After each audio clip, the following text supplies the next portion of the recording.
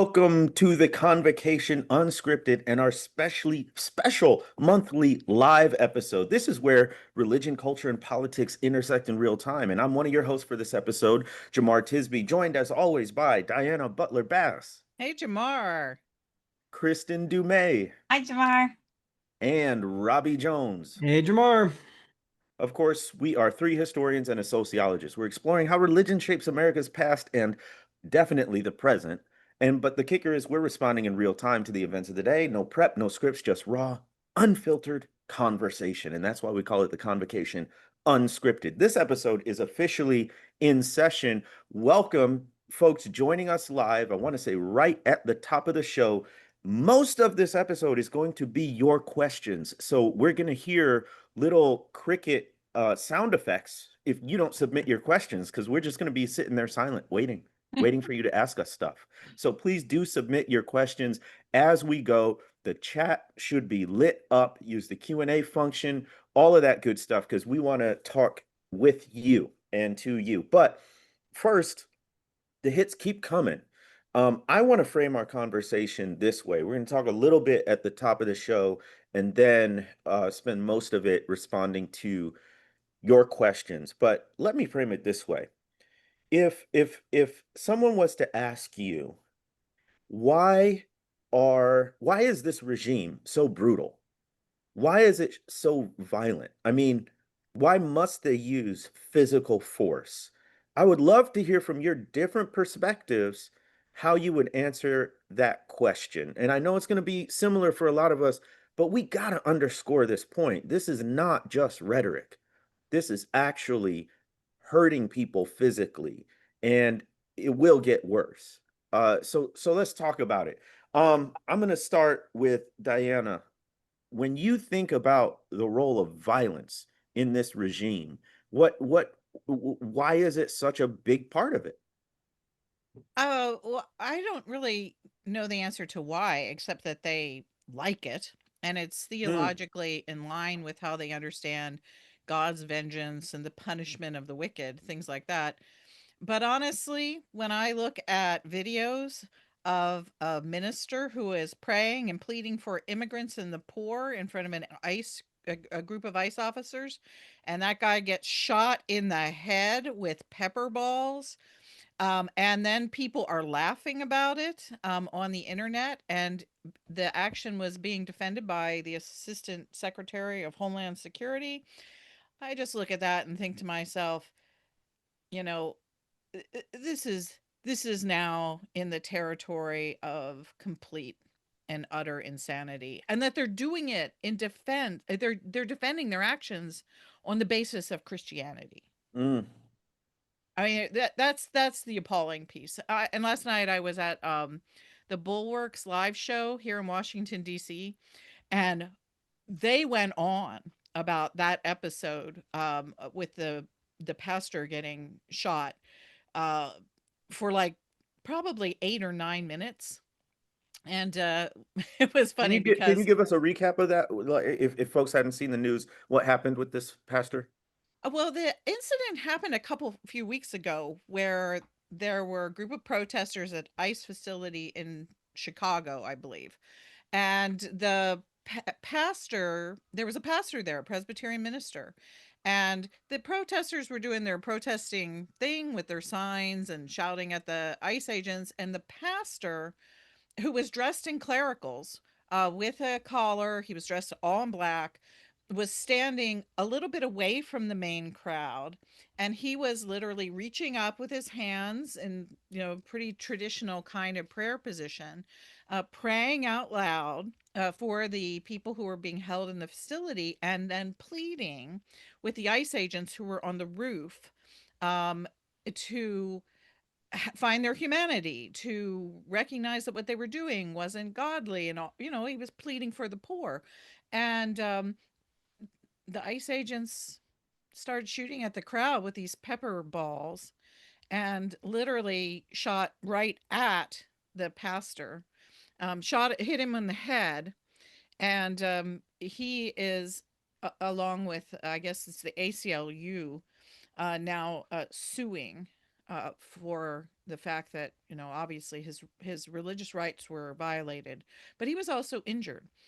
He's been having headaches, falling kind of in and out of consciousness, some other problems with sleep.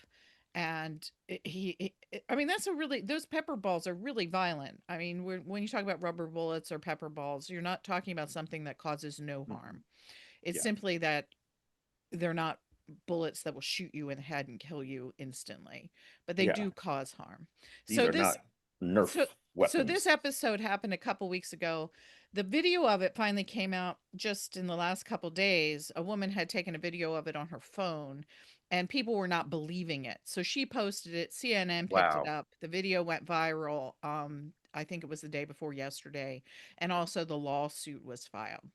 And Gann says his name is David Black. So yes, Yeah. we do want to Yes, Yeah, disregard. it's Reverend David Black, a Presbyterian pastor in Chicago at a church, has a long history of working with impoverished folks in the city. And this is he's not a grandstander. He's a Christian pastor, a Presbyterian pastor, and I think it's really important that we just note that, right? This administration has long talked about a war on Christianity and defending persecuted Christians. And they're the ones perpetrating this violence against a Christian pastor who was praying.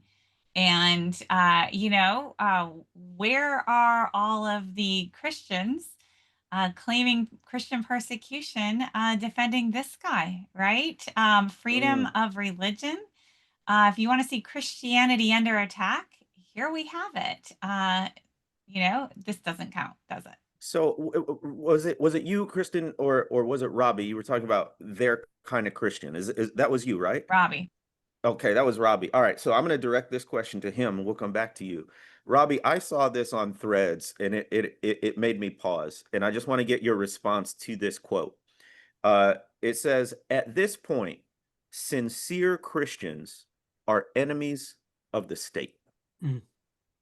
At this point, sincere Christians are enemies of the state. Well, look, I mean, we've been seeing this escalating. You remember that we already had Christian groups take this administration to court over immigration. Well, like they rolled one of the early things, like in the early months that the Trump administration did, was roll back a policy on sensitive locations.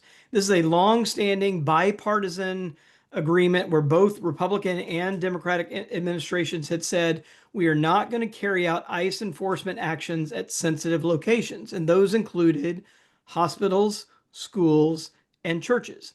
And the main reason is pretty obvious. Like, we don't want to interfere with people being able to go to the emergency room unless they fear they're going to get deported. We don't want people to not take their kids to school because one parent feels like they're worried they're going to get deported. And the church one was actually a religious liberty argument, right? That churches wanted to say, we want to be able our congregants to come to our services free from fear, right? And that if they are in fear that ICE is camping out on our lawn and can't come to a worship service, that impedes on our freedom of religion, right? To kind of minister to our congregants here. And actually, the Cooperative Baptist Fellowship and a number of other denominations actually won a suit that ICE now for that group, cannot camp out right on their property. So but this has been a long time rollout, right? They're already after kind of doing away with anything like, and what that's about a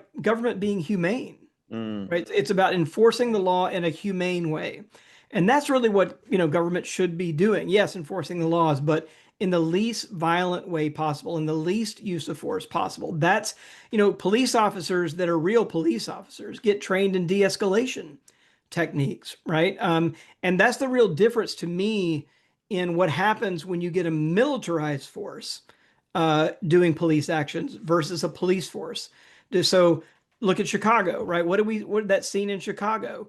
We had a freaking Black Hawk helicopter with people fast roping down onto the roof of a building in the middle of the night to zip tie kids half dressed and some even naked, haul them outside. And it was like, no warrants. We're going to arrest people now, interrogate them, papers, please. And once we decide who we can keep, we'll let the rest go. But we're just going to rally everybody up. Now think about that, right? And I think that's the thing. There is a kind of the word I think we've talked about here before is glee, that I've seen, right? Celebrating this violence. And I do want to invite everyone here to go to the Department of Homeland Security's Twitter feed. If you want to see glee over violence and invitations to violence, all baptized with Bible verses and religious imagery, we are seeing it. I mean, it is kind of unbelievable. So if you haven't checked it out, go to the Department of Homeland Security's actual Twitter feed, and you will see this kind of misuse of religion, Christianity, Bible verses, all in the name of violence. And I do want to just say one other thing, and I'll turn back over, but I'm really worried about this because the new budget gives ICE 30 billion with a B over the next 4 years. That number is just the amount dedicated to arresting, deporting immigrants, and to hire 10,000 new officers. That's a 300% increase over the current levels of ICE officers. And if you look at the ads and the way they're advertising, I mean, this is going to be Trump's own private militia. They're not going to be trained in de-escalation. They're going to be trained in provoking, acts and really going around local law enforcement to do the bidding of an authoritarian president. It's going to be, like a Gestapo-like force, right? That's going to knock down doors, drag people out, and, release the innocent people later, but only after they've been traumatized. Before Kristin, I've got a response for you, but real quick, somebody in the comments said they love your shirt, Robbie. Can you tilt the camera a little bit or sit up a little bit? What's that say? There we go. There's the full thing. Stay salty and resist. I love it. All right. Yep. It's not the Gulf of America, the Gulf of My Mexico. little nod, having Very lived, good. for almost all my life in states that touch the Gulf of Mexico. That's great. That's great. Diana, I'm sorry I cut you off. I was going to just ask real quick. I mean, this kind of fits. It's an odd piece of culture news, but it works with this whole theme. Is the country singer, what's his name? Zach Bryan? I don't know that much about country music, but his song, that's an anti-ICE song, is also a song about repentance, essentially, about Christian repentance and a guy giving up a life of sin and finding forgiveness. And they have just taken that song, and really twisted it. And apparently the way that I don't know if it was the Department of Homeland Security itself or another department in the government decided to troll the singer, was to take this song track that was his music about repentance, typical kind of theme in country music, and put pictures to it of people being tortured and held in chains. And they think this is funny. And there was also a couple weeks ago, Pete Hegseth saying the Lord's Prayer over top of a video about people being bombed and actually killed by the forces of the United States government, military forces of a government. And I mean, there is literally right now a taking of Christian theology and Christian symbols and Christian vocabulary and the central messages of Christianity and employing them across the cultural spectrum for violence. I mean, we're not even, it's not just simply one little thing that comes up, or one scary thing like a pastor getting hit by pepper balls. This is literally, apparently, a communications strategy across the government to take Christianity and turn it toward violence. And every single person who is a Christian in this country should be up at arms at the fact that the vision of Jesus as a Prince of Peace is being purposefully destroyed and mutilated on a national level by your tax dollars, by people who want to shut up any kind of other protest. if you get up and say at Christmas times, Jesus is a Prince of Peace in the pulpit, I do not know what's going to happen to you this year. Kristin, have you heard of Mark Bray, this Rutgers professor?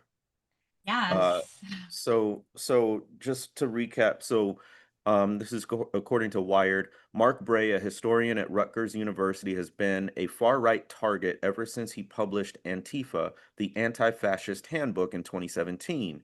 But after President Donald Trump issued an executive order seeking to designate Antifa as a domestic terrorist organization, dozens of targeted threats followed. And then the latest news is once his home address became public and known to some of these people who were threatening him, he tried to get out of the country, actually got through security, got up to the gate. And then the people, the airline workers at the gate were confused because all of a sudden his travel had been canceled between the time of him getting through security and getting to the gate. What were you thinking when you heard that? Well, I'm thinking about the next time I'm leaving this country, which is in the near future. And, this is kind of one of the things that has been on our minds. So, first of all, Mark Bray, he's a historian at Rutgers, historian of modern Spain, Mm. and a historian of fascism and anti fascist resistance. Nothing illegal about that. Didn't used to be, at least, right? This is an academic here, right? That's who we're talking about. And because of the threats, because of the attacks, he decided to leave the country for a little bit, let things cool down, right? Took his family with him, tried to. And yes, not allowed to take a flight out. That I'm that we are at that point now. Okay, I should qualify this. Highly, highly unusual set of occurrences. We don't have like the full story behind who and how that who canceled and how that all went down. So I want to keep that space open in case there's some very unusual explanation for this. That isn't what it looks like, but it certainly looks like he was kept from leaving the country. What type of regime does that, right? Uh, very few countries in the world do that. And, this is not somebody charged with a crime. This is not even remotely, right? And if they do this to Mark Bray, they can do this to Robbie Jones, to Jemar Tisby. They can do it to any of us. They can do it to any of you for any reason. Yeah. I need some duct tape for like right here, maybe. I don't know. Right. Like, so it just are again this is like our recurring theme. We need a new theme or something, but this is where we're at now, and we take leaps and bounds between each podcast week by week, right? And Diana, when you were talking about the twisting, corrupting weaponization of Christianity, that is so blatant, and then the fact that nobody really seems to care. Nobody being on Team Trump. All those Christians seem cool with it. And honestly, it's not a surprise. It's shocking, but not surprising because this is exactly how and why we got to this point, right? The weaponization of Christianity, this tribalism, and frankly, glee at the suffering of others. And none of it bodes well. Y'all, as we do this, we kind of field our own questions, the ones that we really want to address, or if they are for a specific person, please do mention that in the question. We're getting a lot of questions about what do we do. All right. Right. So I think when people log on here, we are big on the prophetic forthtelling, and it gets very heavy. Like with every news story, with every piece of commentary, we feel the weight, and we're like, well, how do we push back? How do we uplift? One of the things I'm going to say is a mindset thing of we've got to move beyond simply saying, how do we get back to what we had? And we have to have a mindset of whatever was in the past, whatever democracy as we knew it looked like in the past, we're not getting that back. We need something, we're moving towards something different. Whether that different is going to be much, much better or much, much worse is up to us. But I think it actually is an anchor holding us back to think, well, if we could just get back to 2015 or 2012 or whatever that was, which was very imperfect in the first place, then we are not going to have the right strategy. Because my view is this is going to require innovation and creativity on our part. I mean, I'm thinking 21st century Underground Railroad, so that when public intellectuals like us or pastors or journalists or whomever are speaking out against this and then have to go underground, is there a system, is there a network to support them and their families and their loved ones for safety? Like, that's the kind of thing we have to do. It's not just, oh, can we wait till the next midterm? So that's my 2 cents. Let's talk about Diana, you mentioned a protest coming up in terms of the what do we do part. Yeah, I mentioned at the top that I was at the Bulwark show last night, and there were 1,000 people there. I mean, it was incredible. We were at the Lincoln Theater in Washington, D.C., in the U Street corridor, which has been a place where there's been tons of ICE activity and also National Guard, and yet 1,000 never Trumpers show up at this theater last night.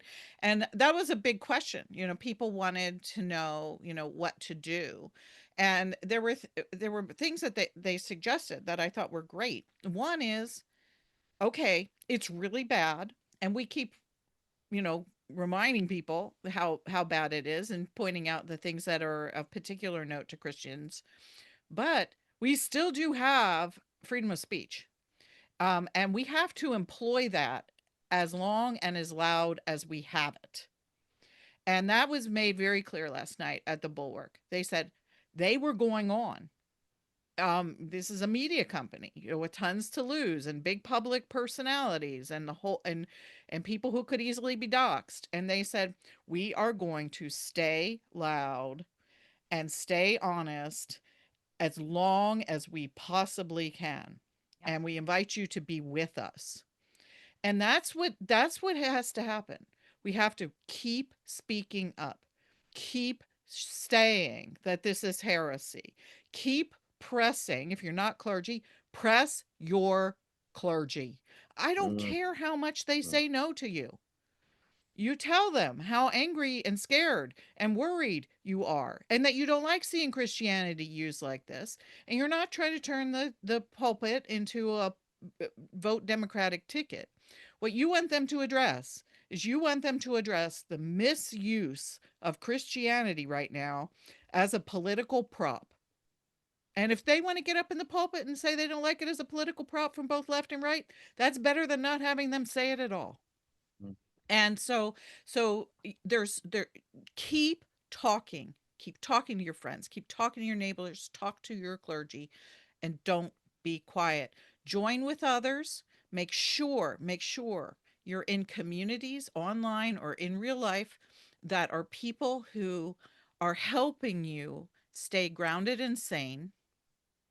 And then do what you're able to do in terms of protest, in terms of supporting organizations that are protesting, with your finances or your prayers. To me, and the very specific thing coming up is the No Kings Rally Day #2 on October 18th. I was talking to one of the organizers just this week. They're expecting it to be much larger than the first rally. And the Interfaith Alliance right now has up a resource page for communities of faith who want to participate in the No Kings rally. And they also have an online training on October 14th for people who have never participated in a protest before or who have seldom participated in a protest before. And there are actually things you can do to keep yourself safe. And there are things that you can do to amplify your own voice and your own impact. And they will help you with that training. It's called, I think, the Sacred Tradition of Protest. So, and I think, Jemar, you are also involved in some of that kind of nonviolent protest training as well. Yes, a bunch of stuff. We did a thing with the King Center, MLK Nonviolence Tradition. I've got some other stuff coming up planned on peacemaking. as well. And so, yes, we need to. The civil rights activists got training, y'all. They didn't just show up. And there was a philosophy behind it, an approach behind it. We have finally, yes, great job, y'all. Now we have 26 questions in the box. Robbie, Kristin, have you seen any that you want to respond to? Well, first, let me just add one more point on the what to do. Show up at protests. If you have never shown up at a protest before, especially it will make a difference if you show up to this one. If you are afraid that something might happen to you, that you might get in trouble, end up, with a video of you going viral, that is not what we want. That will also do good, right? You see what that picture, what that witness of a Reverend Black has done, galvanizing many, right? And showing all of us where we are, right? That is why you show up in your body. And if you are not the type to normally do that, right, your presence is all the more powerful in your community, in your circles. And if somebody, if it gets you in trouble, right, that too will be a powerful testament to those who know you, right? You're not a rabble rouser. You're not, some of us are known for that. Right. Just don't underestimate the power that you have in this moment, particularly if you have not ever done anything like this. Like this is your time to shine. We need all of us. And it no guarantee that it's all going to go smoothly. But even if and when it doesn't, right, there's power in that too. All right, questions, lots of questions. Jemar, why don't you take one? You've been graciously sitting in the host chair, but let's hear from you, man. The problem is, Robbie, I have so many thoughts bouncing around my head. I can't even land on one. But if we're coming back to the what do we do part, here's a real simple one. Reread the Gospels. Jemar, why do you say reread? I've been reading that all my life. Yeah, but now we're under a fascist regime, and it might hit different when we reread the Gospels. And in particular, I'm thinking about Matthew 5, of course, Beatitudes. But then, blessed are you when people insult you, persecute you, and falsely say all kinds of evil against you because of me. And then rejoice and be glad. Like, all of that is abstract until you are living in persecution, until you are living in oppression. And there are a lot of folks, even folks who are tuning in to our Convocation Substack and podcast, who haven't really experienced that on a widespread level. Yeah, you may have experienced individual opposition, but not sort of ideological or group because of who you are or what you stand for. And especially what is novel for many people is the federal government standing against you. And in this case, for a lot of us, because of our actual sincere Christian beliefs. And so, yeah, reread the Gospels, because it is written to people who are imprisoned, to the poor, to the oppressed. This is how Jesus announces his ministry in Luke chapter 4. And what I'm saying is, this is the beauty of the scriptures, is that it's ancient text read countless times, but still has new treasures, new gifts, new strength for us. Does it click with us that Jesus said, rejoice and be glad when you're persecuted? How is that possible? And then somebody in the comments said they were surprised at how uplifting it was to go to a protest. Mm-hmm. And I think this is a bit of what Jesus is talking about. When you partner with people who are also on that journey of justice, even as you're facing opposition, even as you're facing persecution, there is truly a joy in that. There's a deep peace that comes from that, knowing that the worst thing they can do is kill you. That's how Fannie Lou Hamer put it, right? So why should I be afraid? Seemed like the worst they can do is kill me, and it seemed like they've been doing that a little bit at a time for as long as I can remember, is what she said, to paraphrase. But you get a sense of that experientially when you participate in pushing back against the darkness and pushing back against injustice. And this is why, Robbie, I'm not taking all these questions because I'll go on and on and on. What else we got? Yeah, I'll jump in. I want to say one thing about that too. I think the word protest sometimes doesn't do us justice, right? Because you hear the word protest, you think, oh, this is like angry people with their fists in the air, right? But you remember, like, these are like, when I've been to events like this, there are people singing songs, there are people holding hands, there are people bringing their kids, like I bring my kids. Yeah, face totally. painting, right? I mean, it's balloons, and there's a solidarity there that I think is, and it's about joy, and you find your people and you're like, oh, I'm not alone. And all these other people, like, see what's happening, and I'm not crazy. And like all those kind of thoughts that I think bombard many of us, when you feel a little bit isolated. And I think that's the thing, is that this sense of solidarity, that there's more of us than them, like that there are more of us that care about democracy. There are more of us that want to embrace love over fear, love over hate, justice over persecution. Like there's more of us, I think, that want to do that. The problem is the kind of bystander thing. And I'm going to just pivot with that to Kathy's question here. Christian churches apologize after World War II for waiting too long. Are there churches who might apologize now in advance for the Christianity has been part of what we see? And, I may have mentioned this before, but, the only election postmortem piece I wrote for Time Magazine, and I just titled it, "What White Christians Have Wrought." And that was before he ever took office, and we had a single executive order, but I knew what was coming because he had told us what was coming, and people didn't quite believe that that's what was really coming, but it is. And here's the thing to remember, like we rightfully focus on white evangelicals who voted more than 8 and 10 but just the thing I want to keep reminding everybody is that all groups of white Christians voted for Trump. White mainline Protestants voted about 6 and 10 for Trump. White Catholics voted about 6 and 10 for Trump. So it's not just an evangelical, it is like kind of more exponentially an evangelical problem, but it's a matter of degree more than kind. It's a white Christian problem that we're dealing with here across the board. And like that needs to be really front and center. Like those of us who are Christian and look like me, we are the ones who drugged the country to this place. And there are still enough of us to help bring it out, right? If we're willing to do it. But we can't have like sat around and watch the country get drugged this place and not do anything about it. Like it really is on us to be on the front lines here. And to this World War II thing, I've been just wrapped up the next book, just turned in the manuscript a week ago. And I ended up in the last chapter exactly where Kathy's question is. I ended up thinking back about 1933.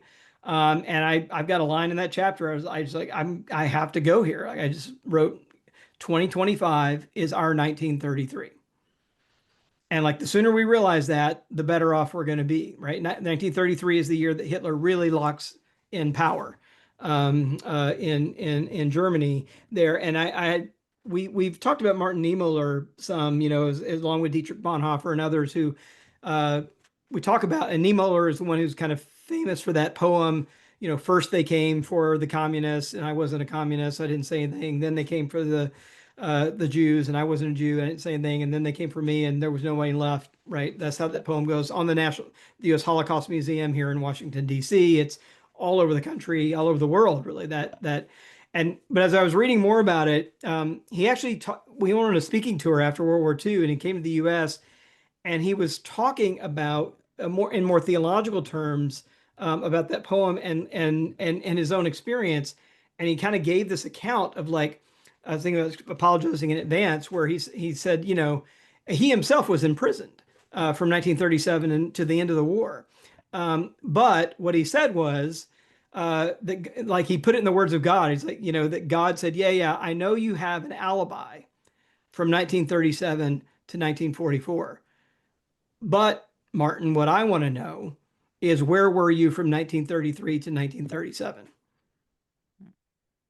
That's the question, right? And so, that's what I'm wrestling with, is like, trying to be as present as I can and trying to encourage as many of us to be as present as we can right now in 2025. Because if we wait till 2026 or 2028, there's going to be less and less room to save the country and to really be able to practice our faith in the way that we feel like it ought to be practiced, and to stand for the things that we think the faith ought to be practiced, ought to stand for.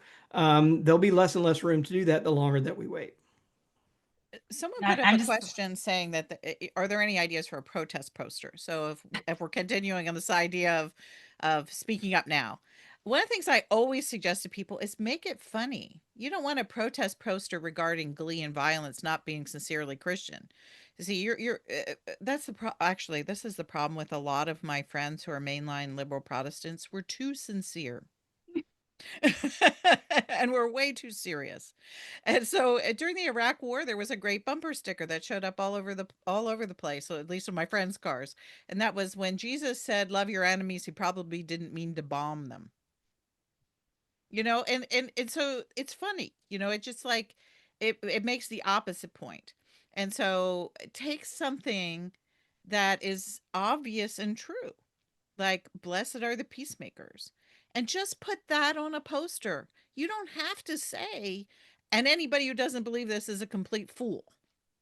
All you need to do is have the beautiful words right there. And I can testify that that's actually true, because I was at the Women's March, which was 1 million people. I was kind of scared. Remember going to go, and I went by myself because my daughter was in college and my husband wouldn't go, and so I wound up at this place with 1 million other of my closest friends, on the National Mall, and it just so happened that I hooked up with a whole big group of female pastors.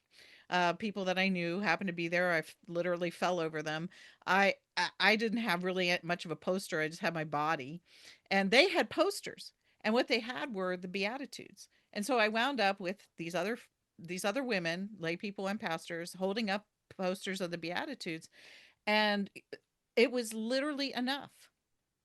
We stood all together, and what began to happen was people walking by said, "Look, there are women pastors here. Look, the church is here. That's what I think about the gospel. Blessed are the poor." And that was it. We didn't have to say one negative thing. All we had to do was put forth the obvious, beautiful words of Jesus and be there with our presence. And it made a difference in a crowd of 1 million people. They saw it, and it mattered. Yeah, beautiful. And that's where, you said don't be sincere, be funny, and then you got really sincere, and the sincerity also works, right? Not snark, and The right kind of just sincerity. simple Yeah. sincerity, Yeah. and positive. Because the juxtaposition, right, is so clear. You don't have to say, and they're not doing this, right? It's just so very clear. I'm seeing Yeah. here is a comment from Mary last night in a webinar. Um, Regarding the detention center in Florida, one of the 6 faith leaders on the panel said that many pastors fear their congregations will fold and they'll lose funds if they take this to the pulpit. She said that would be fine with her. She said maybe the church will right itself and return to the mission of the original disciples. Wondering our thoughts on that viewpoint. She says she totally agrees that even without those weekly donations, people will find a way to make it work as we do Jesus' work. And I have to say, I've been speaking to a lot of pastors, and I was recently at a Christian university speaking to a group of ministry students. And one of the questions I was asked was, "What advice would you give these, bright young students going into the ministry?" And my advice was, be ready to lose your job at any moment, right? You have to go into the ministry willing to lose your job, your livelihood, or don't even do it. Because I see exactly what Mary is talking about here. So many pastors who will come up to us quietly and, pour out their hearts and talk about how hard it is and about what they see in their own communities, in their own pews, and then they feel like they can't say anything, and so they don't, right? This also is how we got to where we are, and they're afraid that they're going to be pushed out of their churches. Some of them won't. Many of them probably will, right? It's not a pretend fear. The question is, do you do it anyway? Right? And that gets back to what you were saying, Robbie. What were you doing between 1933 and 1937? Right? Before it was dangerous, right? What did you do? And pastors, what are you doing? And at a certain point, right, you have to make a choice here. And yeah, and then find your courage. And we all know pastors who have lost their jobs, no longer part of denominations, had to struggle to support their families. And I do not know one who regrets making that choice. It's a really important point. We don't regret it ultimately. Standing up for what we believe of our faith, what we believe is integrity, standing up for our neighbors, by the way, that's a big part of why we do this. So Forrest asks, should we be inviting people of color to our protests? I'm concerned about the risk they would face that an old white guy is less likely to. I think your concern is well-founded, Forrest. In my circles, talking to other Black and POC leaders, we are very much aware that if we are on the front lines, we are targets. And you remember when January 6th happened, there going all over the internet was, if that had been Black people, if that had been brown people, it wouldn't have gotten anywhere near the Capitol building. Why? Because our bodies are always othered, are always thought of as threats, always thought of as un-American or less American. And so therefore, violence is more easily targeted toward us. Now, whether you should invite someone, that's gonna be who it is, how well you know them kind of a thing. But by and large, I think Black folks and other people of color are very keen to see white folks be on the front lines, which many of you have. I'm seeing in the comments you've participated in these public protests of all kinds. But whether it's a street protest or not, the bigger, broader idea is, as Robbie said, what have white Christians wrought? So if white Christians in particular, but white people more generally, have been such a big part of bringing about these problems, need to be an even bigger part in bringing about the solutions, which is not to say that people of color and Black people are not participating, but we got to move differently. We are looking more at boycotts and withdrawing support than necessarily being on the front lines and putting our physical bodies in harm's way. Not exclusively. I mean, I would certainly consider public protests of some form, but it ain't. You want to talk? It's nothing, and no one is safe if you're standing up for what's right now. But understand, and I think this is where your question is coming from. Some of us are more visible targets than others. Oh, let me just quick say, Jemar, you're using the word we there. And at the same time, I'm looking at you and I'm looking at your courage and I'm looking at you standing in the fray day after day and calling things out. And so like your model for me in terms of the courage that it takes. So I just want to affirm you in that and acknowledge that I'm well aware that that puts you in people's sights, and I watch that play out, and keep you in my prayers. Yep. Appreciate that. That. It's funny. I was going to go kind of like that because so I'm the only white straight guy here in the thing, right? I mean, I check all the sort of like protection boxes, right? From the South, grew up Baptist. I can kind of throw my Southern accent on when I need to. And it's been, just to let people know, it's really evident to me, right, that like the four of us do a lot of similar work, and the three of them get a lot more vicious hate mail than I do. Like, it's just true. And it's not because I'm saying less, objectionable things to those folks. It really is it's been really wild for me to like see that up close and personal, that like there is that thing that they just won't go after a white straight guy, and the way that they will go after a woman, and the way that they'll go after someone, a person of color. It's so evident. It's not like a dream. I mean, it's really clear there. And so yeah, so all of you, hats off, right, for being willing to stand up and and take that. I mean, I don't get the go back to Africa emails. I don't get the submit to your husband emails from folks. But you all do.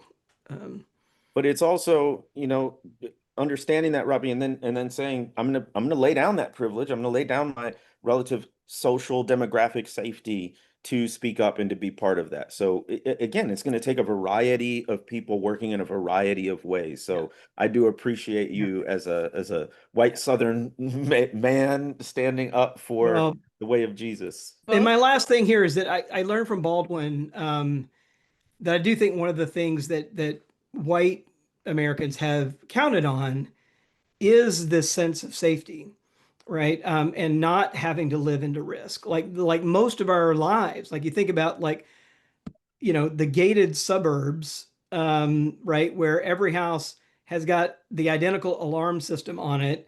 It's inside this gated thing. Get into the community without it, without buzzing yourself in, and then all the people won't even go on a walk around the block without arming their alarm system, even though there hasn't been a break-in in the neighborhood ever. Right, that kind of thing. But what's that about, right? And why do we need the handgun in the glove compartment, right? When we've never been a part of any kind of altercation, right? It's all about this kind of hyper vigilance about our own safety, and we're gonna have to freaking get over that. Like we're gonna have to like, no, no, no, no. Like there's something at stake here, and if we want our kids and our grandkids to have it, freedom, a country that's not going to attack them, use the government for ill, like we're gonna have to fight for it now, and that's gonna mean, like, are the protests safe? Well, yes and no. Right? Yeah, generally speaking, they are, but are you taking some risk by going there? Like, absolutely, versus sitting on your couch. And I don't know, we're gonna have to kind of recalibrate a little bit and get comfortable with assuming, like, absolutely be prudent, go to trainings, like minimize the risk. Absolutely, right? Security at events, like all that kind of stuff. But we're going to get over the fact that life is about living in a gated suburb where you never have to think about risk. Here's this one question that just keeps like staring me in the face when I go over there. It says, "Does anyone have a success story to share?" Yes. See, I was going to hold off and save that one for the end because we'll always go down from there, right? But we can, we can try to lift it up again. Do we have any success stories, or maybe let me set it up with this, then we'll go to success stories because I want to like add to the problems first. Um, Terry wrote that the question of like how do we get better organized, and how do we get better organized as Christians? And my goodness, this has been troubling me for years. And so each of us are out there, we're doing our things, and then the four of us come together and we have different networks and we have chats and we get conferences and we have different organizations. But it does feel like right, we are not more than the sum of our parts, and that's what we need to be right now. And it mentioned that Christians Against Christian Nationalism, great, and you get emails from that, but then it kind of like it's not sustained, it's not enough. How do we better coordinate? What's keeping us from coordinating? I want to put that out to you three because honestly, we've all been participating in different groups and networks, and it seems so scattered and and not effective. And yet, here's a positive spin. I think all of us have been out on the road recently, right? I have been on a string of visits to Wisconsin and Georgia and Pennsylvania, and absolutely phenomenal audiences, crowds showing up, and such a good reminder for me that we are not alone. And I don't think we're even in the minority, right? There are such good people and people who are asking exactly these questions all across this country. What can we do? What can I do now? I want to do something. So there's a lot of us. How do we better mobilize? None of us are trained in that. We're scholars. We research, we write books. And on a good day, we go and talk about that work, right? How do we mobilize better? How do we get smarter? I actually think disorganization is a gift in a Okay. situation like this. Okay, phew. Because if there was some level of organization, we'd be easier to stop. True. You know what I'm saying? If there was like just even like when back in the 50s, 60s, 70s and 80s, evangelicals were trying so hard to destroy liberal mainline churches.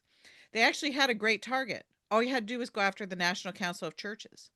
And so what they kept doing is hammering, hammering, hammering, hammering, hammering on the main institutions of organization of liberal and mainline Protestantism.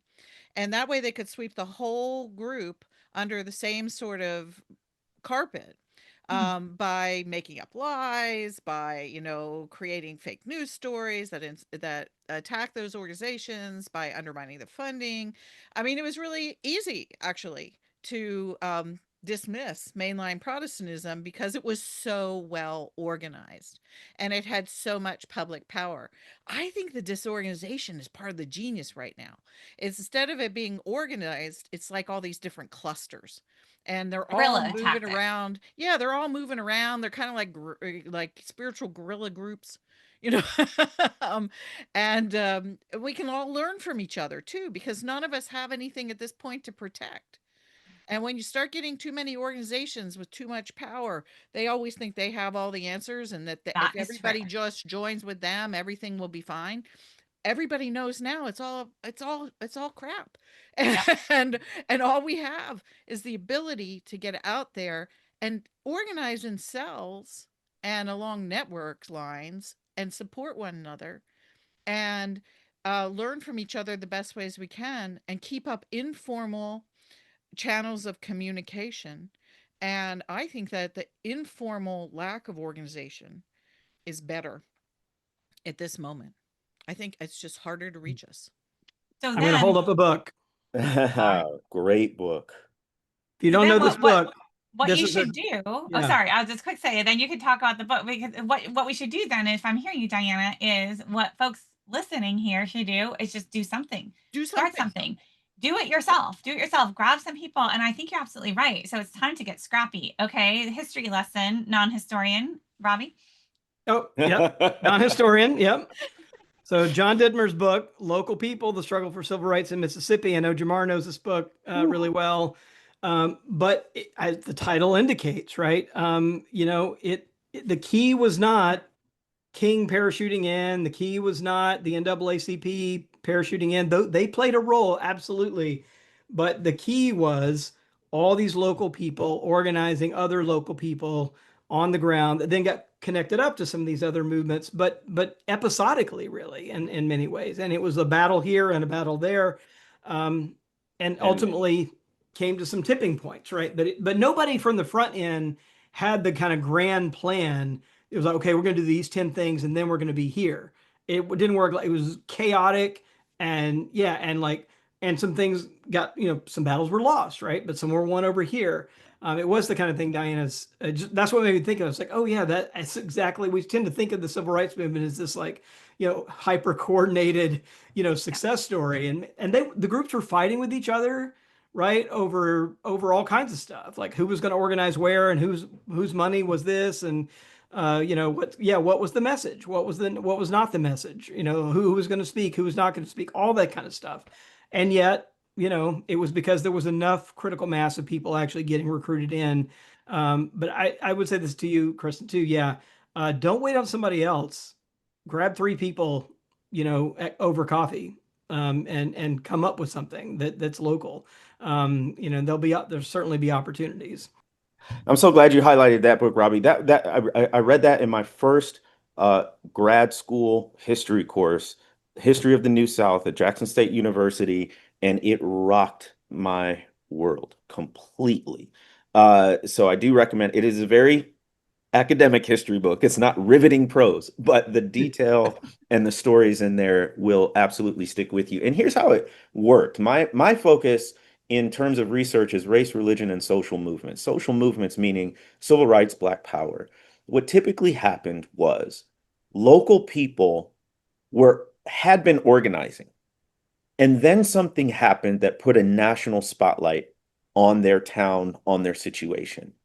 And because they were already organizing, they were able to respond, and they were able to be a local hub and touch point for national organizations. This is what happened in Montgomery. It's Montgomery, Alabama. It's not some major city where some major movement is the heart of. No, they had the Montgomery Improvement Association that had been organizing for years for greater civil rights for Black people. Then when Rosa Parks decides to take her stand by sitting, the MIA was already there. And then they said, we need we're ready for the boycott. And we've got our communication networks and we've got strategy here, but we need somebody to be a spokesperson, to do this press conference, really. And they called on this new young minister named Martin Luther King Jr. And that's how we get this historic, almost mythical figure at this point. But it was because local people were doing. So all that to say, the what do we do question is best answered locally. Yep. The what do we do question is best answered what's happening in my community. All these pictures that we're getting of the Reverend Blacks of the world, it was in his community. Yes. And he responded and he showed up in his community. So as we're looking at national news, as we're looking at the federal level, also let's look at the local and what's happening there. And if nothing's happening that you think needs to be happening, guess what? You might be the one to do it. Yeah.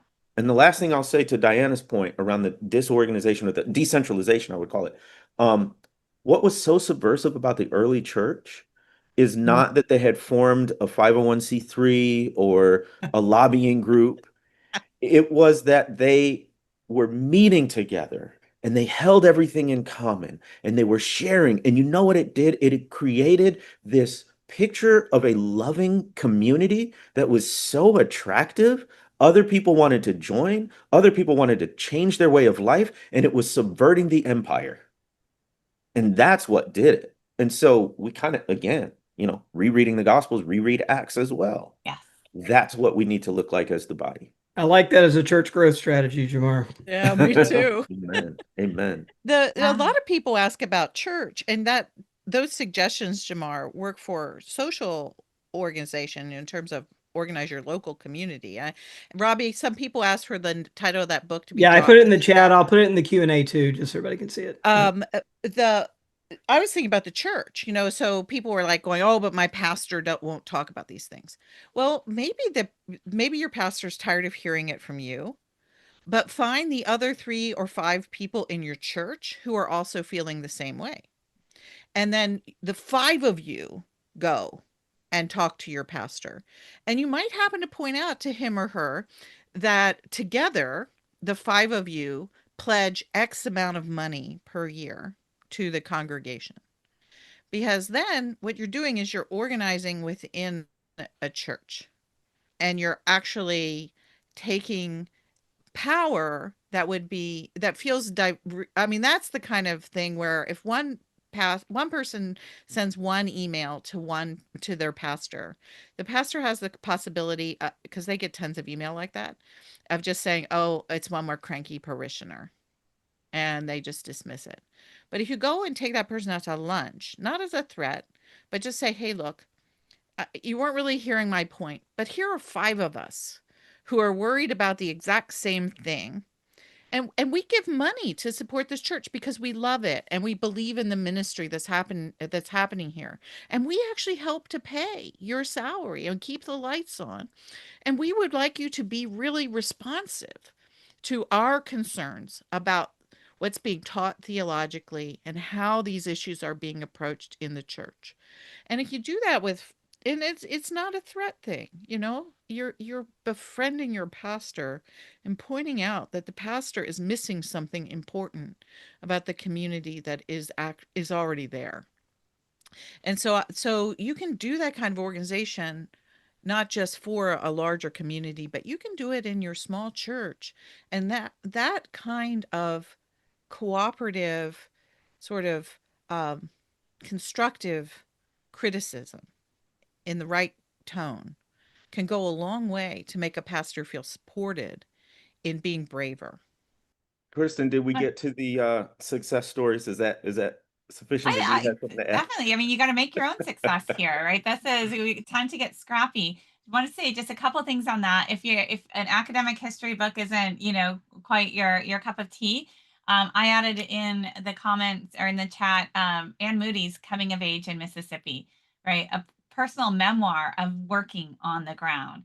Just this young girl who did remarkable things and then disappeared afterwards. Didn't want any attention. She wrote the memoir and then was out, right? She could have been this superstar, had all the speaking engagements, from then on out, just did her part and then just went back to anonymity. And but a stunning story of what one person can do, who's just determined. And any of us could do that, could follow that lead. And then the other very quick thing is, since we're talking about you all doing things and organizing and networking, another comment in the chat that I just want to amplify here. You might want to use Signal to communicate. Many of us in this line of work switched to Signal years ago, and you don't you can't protect yourself 100%, but you also don't want to make it easy. As our rights are eroded by the hour, and privacy is important. Protect your privacy, protect your conversations, and Signal is just a messaging app, very much like texting, very easy to use, and it's recommended by people in this line of work. Robbie, any final thoughts, last comments? No, man, I think I'm going to just pass the baton. I think that's a good place to land. Well, y'all can see why these live sessions are, for us as hosts, some of our favorite times. Y'all are why we do this. I mean, we haven't gotten any huge advertisers or sponsorships or anything for the Convocation. This is purely a labor of love. And also selfishly, we just love each other and want to kind of have an excuse to regularly get together. But the reason why it keeps going and keeps growing is because of you. So if you appreciated this live podcast or any of our other ones, best thing you can do is share and let other people know. There is a fellowship in sufferings, even though it's weighty, even though we are telling a lot of bad news about the world. There is something about coming together, just like those protests, right? When you join with other like-minded people, there's something uplifting about it. So if this was helpful to you, please be sure to share it. Also, remember to subscribe, convocation.substack.com, as well as our individual Substacks. Thank you so much for joining us on the Convocation Unscripted Live, and we'll see you on the next Convocation.